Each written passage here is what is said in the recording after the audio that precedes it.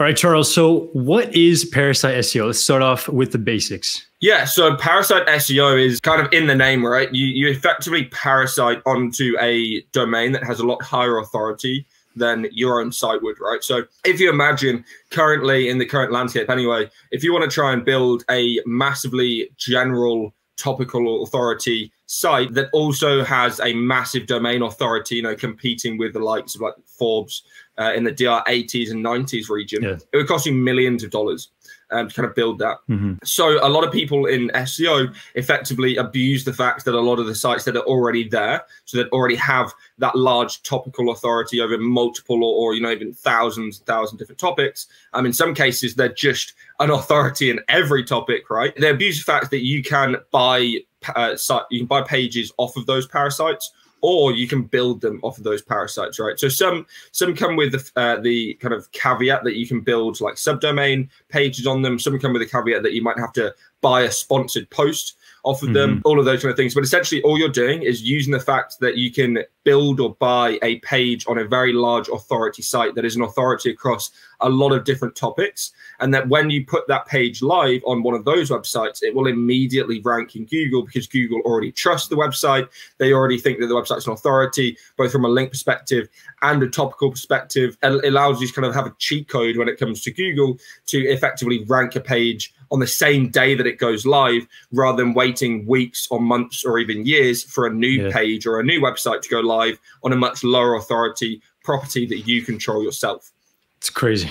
It's crazy. So what are some good examples? I know I've seen parasites literally all over: travel, fitness.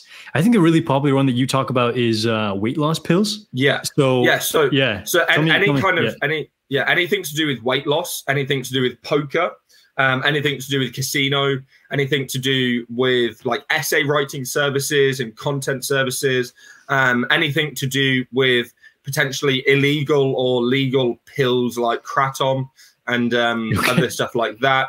Those kind of ones are just absolutely dominated. I believe like currently if you Google Kratom pills or Kratom capsules, the entire first page is just parasite pages. Right. Damn. Yeah. So all the top 10. So what would be, because in the conference you talked about Outlook India as like one of the websites that's kind of like taken over like every single competitive SERP. Are there any other massive websites like that you've seen that are kind of being employed for parasite like that?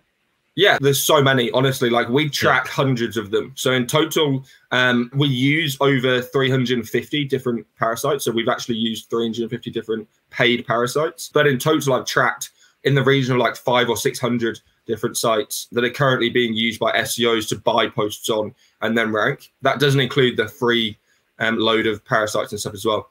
Okay. In terms of other ones that are similar to Outlook India, you've got things like Times Union, the Times of Jerusalem, you've got 10news.com, you've got all sorts of different kind of sites that are local in the US to do with things. So you've got like Dallas News, you've got Australian news companies, you've got Southeast Asian, West Asian kind of countries as well, all sorts of European kind of newspapers and things. There's so many different sites that are ranking that it depends more so on that site's level of topical authority than it does on the rest of the stuff, right? So some parasites might be a lot better for ranking for the casino kind of stuff. Some parasites might be a lot better ranking for the health kind of YMYL and weight loss terms and things like that. It's more to do with what kind of content they previously covered before they started kind of selling out kind of all their posts on the sites and stuff, right? Yeah. And so could you realistically employ a parasite in like any niche? I'm guessing e-commerce is pretty tough, because you probably have to replicate like a category page, but something like a service niche. Like I used to work with a pretty big translation company. I feel like I don't remember seeing any parasites there. Like, could you just Outlook India the shit out of that keyword? Is that something that you think that's possible? Just yeah, anything? 100%. Yeah. Yeah. As like you said, it kind of somewhat still needs to match intent. Right. So if you are like Googling buy hats online, it might not be the best keyword to kind of have blog post style content ranking.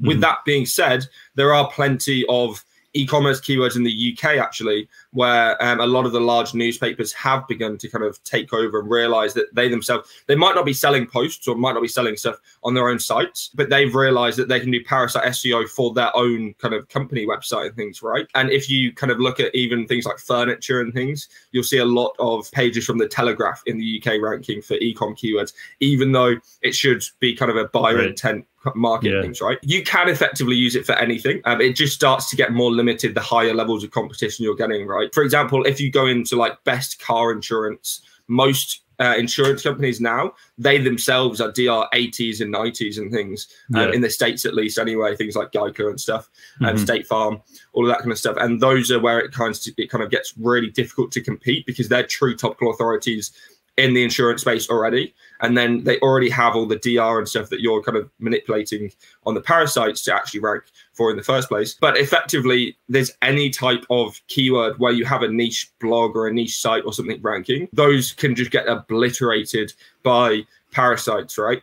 As a prime example, there's bestvpn.com. If you Google best VPN, they're now number 6 or number 7 or number 8 for their primary keyword, best VPN. And they're currently being outranked by parasites that have got far less content on VPNs, don't have the EMD, don't have the brand power, don't have all of that kind of stuff, but yet they're getting outranked by these other parasites, right? So it kind of proves all of the authority and stuff kind of just beats true kind of niche relevancy and niche authority as well. So before we talk about like a little step-by-step of how we do it, what do you think are the main limitations and risks? I remember in Birmingham, you were saying that sometimes the parasite will see that a page is wildly successful and then they'll just change the affiliate link, right? Because at the end of the day, you don't have access to that website. Like you can post the content, but it's kind of up to them, right? A little bit? Yeah. So most parasites, when you're buying a sponsored post on them, they'll send you a terms and conditions contract. So you effectively have to sign that contract before they put the post live, or it'll be like an e-DocuSign kind of thing where it's not actually a real physical signature, but it still counts just as much, right? Electronic signatures are still legally binding. And in that terms of service, they will say, hey, look, they might actually say that you might not be able to build backlinks to your post. And if you get caught building links to your post, they'll delete it. It might say that they have full control over the content that's on their site, over the link, who they're linking out to, all that kind of stuff, and that they can edit the links after a certain period or even immediately as soon as the post was live, things like that. I do start getting wary of sites like that. In general, though, when we're buying 5, 10, 20 posts at a time, that's when those kind of contractual rules start to be a bit more adhered to or something, right? So they actually don't start deleting your links and things if you are a repeat customer for them and you're doing repeat business with them.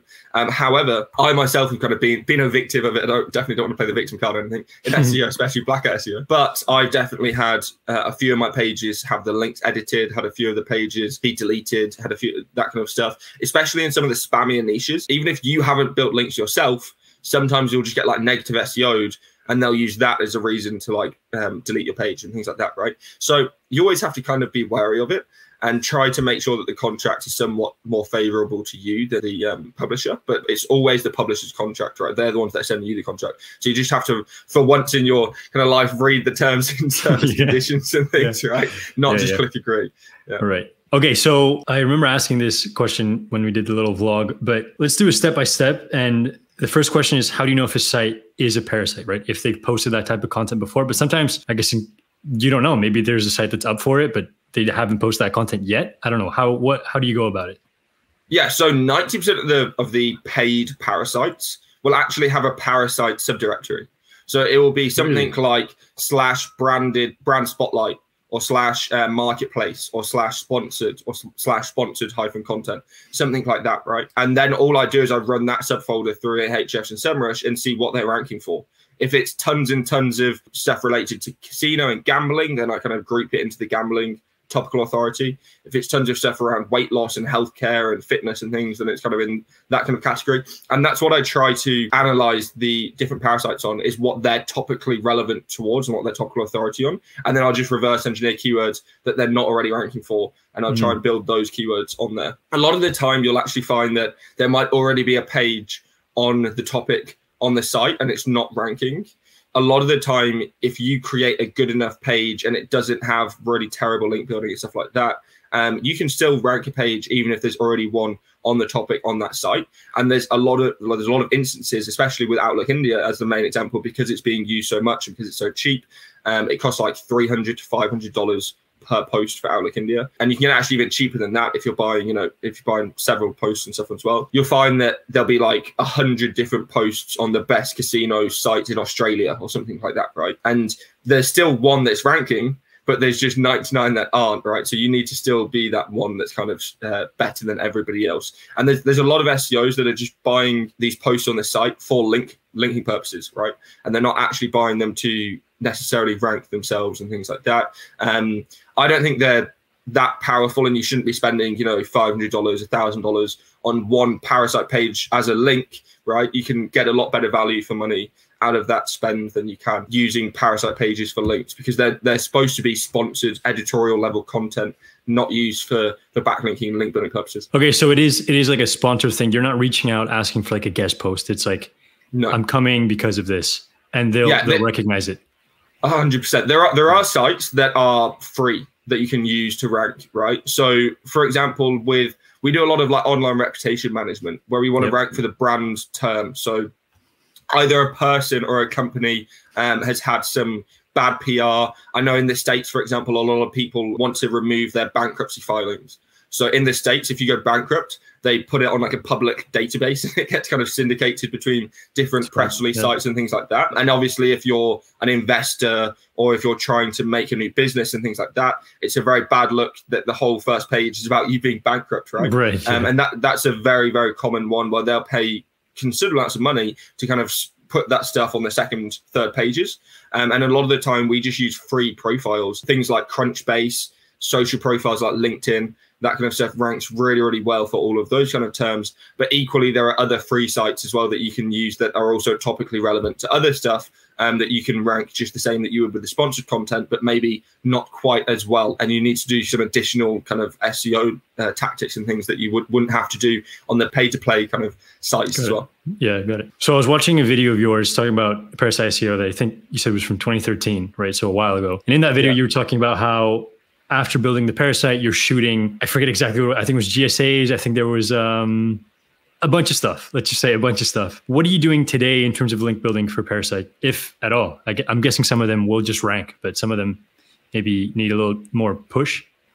Yeah, so it's definitely not the same as it was 10 years ago when I was literally just spamming links and stuff and, building like 1 million links in a week or something at the page. And it would rank like really well back then by doing that. These days, we're mostly just using high-level niche edits, high-level link insertions, or PBNs and things like that. In general, because these sites are so much more authoritative, you can get away with a lot more toxicity level with your links, right? So your links can be a lot dodgier, as I like to say, than if you were linking to your like niche website that's a DR 10 or 20 or something, right? So you can get away with a lot of links that you wouldn't be using for your main sites on your parasite sites. And I just try to go with whatever's going to be the most cost effective. Obviously, if I'm trying to rank for some really mega keywords like, best online casino or something like that in the United States, United Kingdom, then that kind of level, I would probably be looking at spending a bit more substantial amount of money on the link building campaign, maybe 5 or 10K on some really high level niche edits and link insertions, even homepage links and things like that. And then we'd also be looking at not just doing the one post on the site. We'd be looking at building 3, 4, 5, maybe even 10 different posts, internally linking them all to the main money page post itself, so that we can actually build some topical authority and internal linking and stuff from the main website that the parasite's on, rather than just having an orphan page on its own. Got it. Damn. And I mean, it's you talk about it so much that it almost seems like it's like the greatest hack. Does it ever not work? Have you seen instances where you're just dumping money into links? You have the perfect article. It's a DR 89, whatever it is, and it just nothing happens? No, not really, to be honest. Okay. Like, this year especially, it's just gone turbo mode with how impactful Parasite SEO is. I personally believe that it's to do with the rise of AI content. Yeah. And how effectively that Google has had to somehow de-weight content because they cannot detect AI content. And that the sites that are publishing 1,000 posts a day, or even if they're just posting 10 to 100 posts a day of AI content, and that they can't tell if it's AI or human written, that they just have to inevitably de-weight the content and increase the weight of links and, at the end of the day, root authority. And that's seemingly what they've done with the last several updates since kind of November of last year.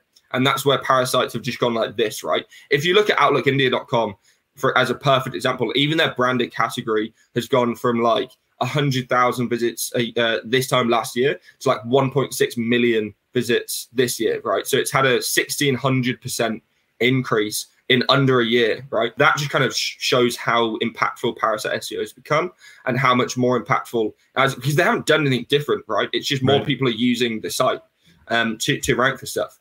And because it's become more impactful. Parasite SEO itself has been working for the last 20 years. Ever since Google kind of made backlinks the #1 ranking factor and so important, link authority has always outranked relevancy and kind of topical authority and stuff, at least to some extent. Throughout the last 15, 20 years. It's just become more impactful in the last 6 months and has steadily increased as how impactful it has become. But I would say that Google is definitely seeing it, right? They're noticing all the people on Twitter complaining about it and talking about it and everything like that. I just don't see how they would effectively stop it unless they manually look at sites, right? So unless you manually stop these specific brand categories or something like that, or they de-weight root authority and look more at like page level link authority or something like that. But that's all, you know, kind of speculation. And I just purely base my SEO tactics on the current Google algorithm, right? So if this all stops working tomorrow, I would just probably look for sites that it's still working on. Right. So I don't believe that Google, again, I think that Google take manual action or some kind of at least machine learning or subsection of where they're kind of grouping sites into the same bucket and stuff to remove them from the SERPs. And there will still be some sites that they haven't kind of picked up on that you could manipulate, or some sites that a lot of the SEO industry hasn't even seen. And there's always sites that are kind of coming into that level. So there's new news websites, there's new sites from different countries, especially like coming out of Africa, for example, that have got this rising authority, and maybe they're not DR 70 or 80 this month, but next month or in the following months they might be, and then you can use them as kind of new parasites to kind of abuse this exploit, and Google won't have picked up on them either. So in my personal opinion, even if they do wipe out all of the websites that I'm currently using, I just go and look for 500 more that I can use over the next 6 months, right? Insane. And Parasite SEO in other languages, I feel like that's a pretty, I mean, I feel like the English market is just completely like done over, but I don't know, Spanish? 100? Yeah, it's so many languages. I don't know. Any other language. It definitely does work. I've seen it with a lot of stuff, like because I said Africa, for example, a lot of their news publications are in French. So I've actually found several like African French news publications ranking in France quite high for kind of terms and things, affiliate terms in France and in French language in general. So that's kind of another language that I've seen a lot of parasites coming out of. I think that with any foreign SEO, they're normally a little bit behind on whatever is currently ranking in English. And there's only a certain level of people that are maybe following the English side of SEO. And thus they know to kind of use these kind of pages and things. But I've definitely seen it ranking it in foreign languages. And even more so, Google doesn't have the same level of like NLP algorithms and things that it has in English for those other foreign languages, because they simply haven't been able to train the data on those other languages and things. So it's actually easier to generally manipulate foreign languages than it is in English, especially with Parasite SEO, because they weight authority even more in the foreign languages because they can't properly analyze the syntax and the languages and things like that in those other languages. Goddamn, gotta get to work. And do you have any crazy Parasite examples like you've had personally? It doesn't have to be anything like now that you're working on, but maybe 5-10 years ago, any crazy keywords we can talk about? Yeah, you can do it right now. Like if you go on my Twitter account, just @Charles_SEO, I've been trying to share at least an example of Parasite every day for like the last couple of weeks. There'll be a little bit of a break where I've been on vacation for the last 5-6 days in Cyprus. But if you literally just look at my media on Twitter / now X, right, x.com, then you'll be able to see all of my sharings of Parasites. It's everything. So my most recent one that I shared last night was best essay writing service. That has about 7,000 monthly searches a month globally for that one term. And the average sale price is like $80 to $90 per individual essay ordered. Damn. And so the first affiliate, even if they're converting at like 2 to 4%, they're still making, you know, hundreds and hundreds of sales and commissions on those sales per month. And you're talking, you know, $20,000, $30,000, $40,000 in commissions every month for that, just for ranking the page number 1 there. And the top 8 positions for that term for best SEO writing service are all Parasite pages currently ranked. Crazy. And with SGE, what do you think? You think anything's going to change? I don't really assume much. What do you think? So I've been looking at SGE on their beta and stuff, and there's definitely some instances where if you Google the SGE, if you Google the same query in current Google and you Google it in SGE, it's somewhat removed a couple of the parasites, but it's still, if, for example, if you Google best SEO writing service with SGE, it basically draws a consensus from all of the parasites that they're ranking, right? Because 8 of the top 10 pages for that keyword are parasite,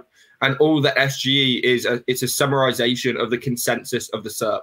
So all it does is it takes those 10 pages, sees what overlapping information it has, and then summarizes that overlapping information into one big text bubble at the top. And that's where I think Parasite SEO is becoming even more powerful, because currently you can't build a SERP consensus with one website, right?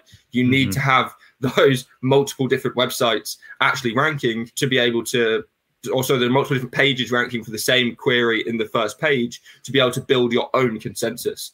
And the way you do that is with Parasite SEO, ranking multiple pages off of different websites, all in that same first page. And then Google draws the consensus of the content that you posted on those different websites. And hopefully that's where you put your brand as number 1 brand, the second brand as a fake website that you own, the third brand as another website that you own, right?